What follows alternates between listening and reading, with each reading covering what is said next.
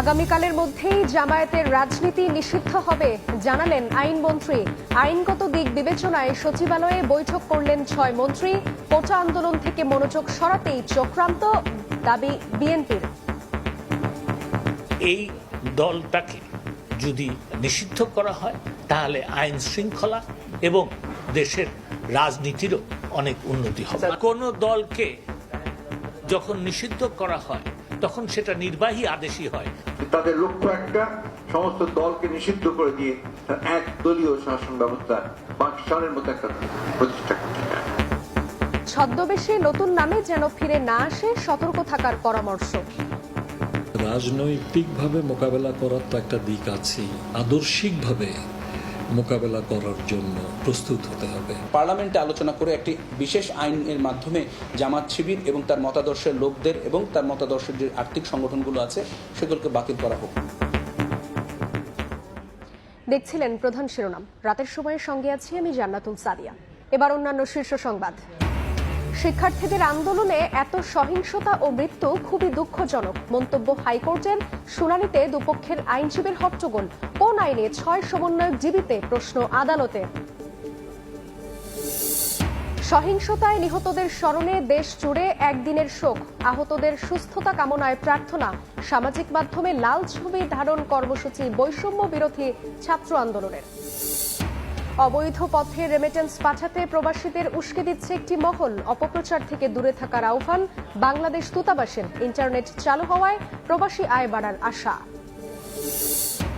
শঙ্কা জাগাচ্ছে বিমানের বহরে থাকা বোয়িং উড়োজাহাজের যান্ত্রিক ত্রুটি। কপালে চিন্তার ভাঁজ মন্ত্রণালয়ের। রক্ষণাবেক্ষণে গুরুত্ব দেওয়ার তাগিদ বিশেষজ্ঞের।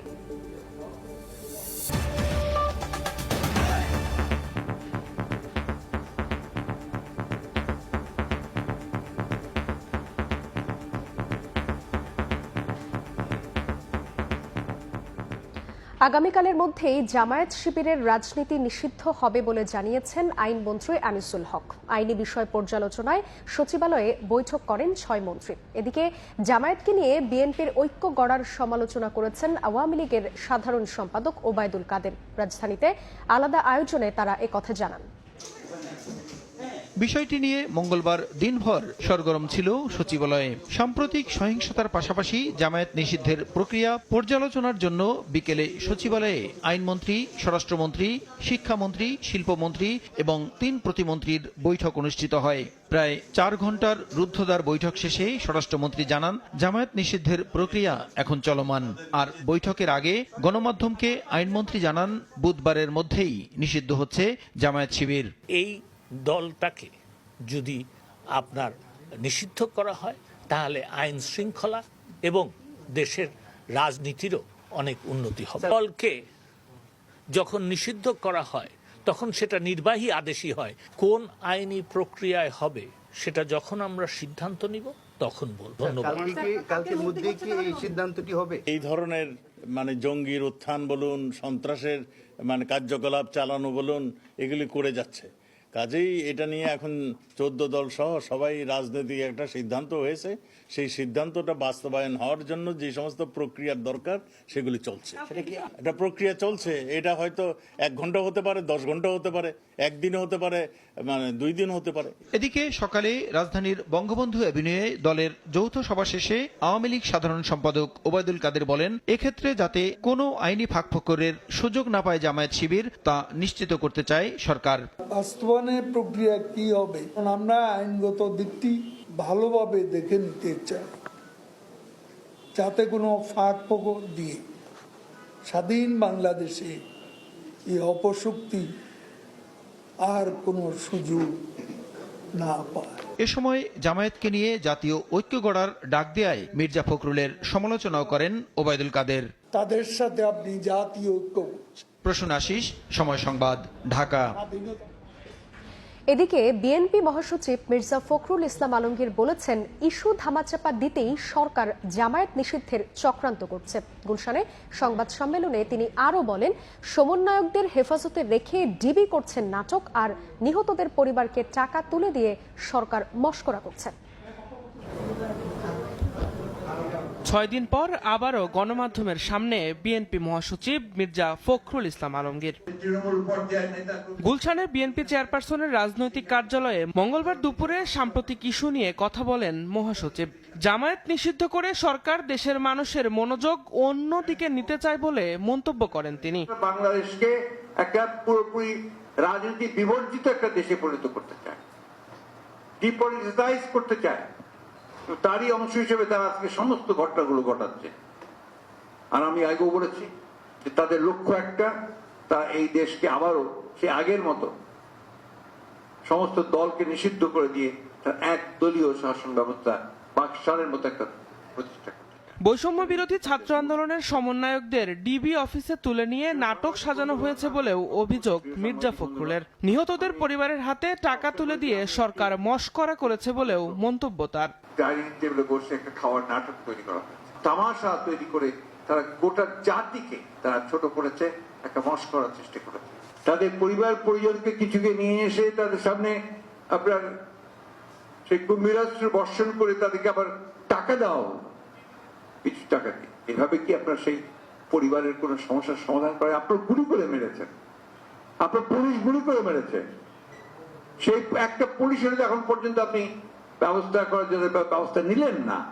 মির্জা ফখরুলের অভিযোগ, গণগ্রেফতার আর নির্যাতনের মাধ্যমে ত্রাসের রাজত্ব কায়েম করছে সরকার। দিন মোহাম্মদ সাব্বির, সময় সংবাদ, ঢাকা। শিক্ষার্থীদের আন্দোলনে এত সহিংসতায় লজ্জা প্রকাশ করেছেন দেশের সর্বোচ্চ আদালত। সব মৃত্যু খুবই দুঃখজনক বলে মন্তব্য করেছেন হাইকোর্ট। 6 সমন্বয়ককে কোন আইনে ডিবি কার্যালয়ে রাখা হয়েছে তা নিয়েও প্রশ্ন তুলেছেন আদালত। দুপুরে শুনানি ঘিরে এজলাসে হইচই ও হট্টগোলের ঘটনাও ঘটে। পরে পরবর্তী শুনানির জন্য আগামীকাল দিন ধার্য করা হয়। আন্দোলনকারীদের লক্ষ্য করে সরাসরি গুলি এবং বৈষম্য বিরোধী ছাত্র আন্দোলনের 6 সমন্বয়ককে ডিবি কার্যালয়ে রাখা নিয়ে মামলার শুনানিতে ব্যাপক হইচই ও হট্টগোল হয়েছে। এদিন শুনানিতে আওয়ামী লীগপন্থী বিপুল সংখ্যক আইনজীবী উপস্থিত ছিলেন রিটের সমর্থনে অনেক আইনজীবীও। মঙ্গলবার শুনানিতে কোটা সংস্কার আন্দোলনে প্রাণহানির ঘটনা দুঃখজনক বলে মন্তব্য করেন উচ্চ আদালত। বলেন, এতে তারা লজ্জিত, কেননা মানুষ ও রাষ্ট্রীয় সম্পদ খুবই গুরুত্বপূর্ণ। গ্রেফতার বা আটক না করে কাউকে দিনের পর দিন ডিবি হেফাজতে রাখা আইনসম্মত কিনা তা নিয়েও প্রশ্ন তোলেন উচ্চ আদালত। শুনানিতে রিটকারী আইনজীবীরা বলেন, আন্দোলন দমনে সরাসরি গুলি কোনোভাবেই করতে পারে না পুলিশ, দিতে হবে প্রত্যেকটি গুলির ব্যাখ্যা। ডিবি অফিসে কি হয়েছে তা জানতে 6 সমন্বয়ককে আদালতে হাজির করার নির্দেশনাও চাওয়া হয়। আইনজীবী হিসেবে দায়বদ্ধতা থেকে আমরা এসেছি। আধা ঘন্টার মধ্যে পিটিশন ড্রাফট করে আমরা বলেছি যেভাবে পারে যেন এই গুলিটা থামানোর চেষ্টা করা হয়। আমরা আমাদের সন্তানদের রক্ষা করার জন্য এসেছি, কারো বাপের প্রয়োজনে আমরা এখানে আসিনি। যারা আছেন আন্দোলনকারীরা বা বাচ্চারা যারা মাঠে নামছে তাদের জীবনটা রক্ষা করার জন্য, এবং যারা মারা গিয়েছেন তাদের মৃত্যুটা যে স্বাভাবিক মৃত্যু ছিল না সেগুলোর জন্য। তো এটিকে সামহাও আজকে আমরা যেটা দেখেছি যে অনেক আইনজীবীরা পিছন থেকে একটা রাজনৈতিক রূপ দেওয়ার চেষ্টা করেছেন। একদম পরিষ্কারভাবে বলি, এখানে আমরা কেউই কোনো রাজনীতি করার জন্য আসিনি। লাশের উপরে রাজনীতিবিদরা করেন, আইনজীবীরা করেন না। রিটের ঘোর বিরোধিতা করে রাষ্ট্রপক্ষ। তারা বলছেন, মিডিয়া কাভারেজ এবং রাজনৈতিক উদ্দেশ্যেই রিটটি করা হয়েছে। ছাদে খেলতে গিয়ে মাথায় গুলি লেগে 6 বছরের শিশু রিয়ার মৃত্যুর বিষয়ে ভারপ্রাপ্ত অ্যাটর্নি জেনারেল বলেন, পাশের ছাদ থেকে তৃতীয় পক্ষের কারো গুলিতে মারা গেছেন বলে তিনি মনে করেন। যে বাচ্চা ছাদে ছিল, যে ছাদে গুলি হয়েছে তার থেকে উপরের ছাদের থেকে তাকে গুলি করা হয়েছে, কথা আমরা কোর্টকে বলেছি। যে কোনো একটা পার্টিকুলার একটা পরিস্থিতিতে দেশকে একটা অস্থিতিশীল করার জন্য এবং যাতে এই ধরনের ভ্যান্ডালিজম চলতে পারে, এটাই ছিল এই পারপাস। বুধবার এ বিষয়ে ফের শুনানি হবে, এরপরই আদেশ দেবেন উচ্চ আদালত। আফজাল হোসেন, সময় সংবাদ, ঢাকা। কোটা সংস্কার আন্দোলনের সুষ্ঠু ও মানসম্মত তদন্ত নিশ্চিতে সরকারের গঠন করা বিচার বিভাগীয় তদন্ত কমিটির জন্য বিদেশি প্রযুক্তিগত সহায়তা নেওয়া হবে বলে জানালেন প্রধানমন্ত্রী শেখ হাসিনা। সকালে গণভবনে জার্মানির রাষ্ট্রদূত সৌজন্য সাক্ষাৎ করতে গেলে একথা বলেন তিনি। সৌজন্য সাক্ষাতের পর সাংবাদিকদের ব্রিফ করেন প্রধানমন্ত্রীর প্রেস সচিব। জানান, বিচার বিভাগীয় তদন্ত কমিটির জন্য বিদেশি প্রযুক্তিগত সহায়তা নেওয়া হবে বলে জানিয়েছেন প্রধানমন্ত্রী, যাতে যথাযথ এবং উচ্চ মানসম্পন্ন সম্পন্ন তদন্ত নিশ্চিত করা যায়। তদন্তে সহায়তা করতে জাতিসংঘের আগ্রহের বিষয়টিকে স্বাগত জানিয়েছে বাংলাদেশ। ধর্মীয় উগ্রবাদীদের বিষয়ে জার্মানির কোনো সহানুভূতি নেই জানিয়ে রাষ্ট্রদূত আচিম ট্রস্টার প্রধানমন্ত্রীকে জানান বাংলাদেশের পাশে থাকবে জার্মানি।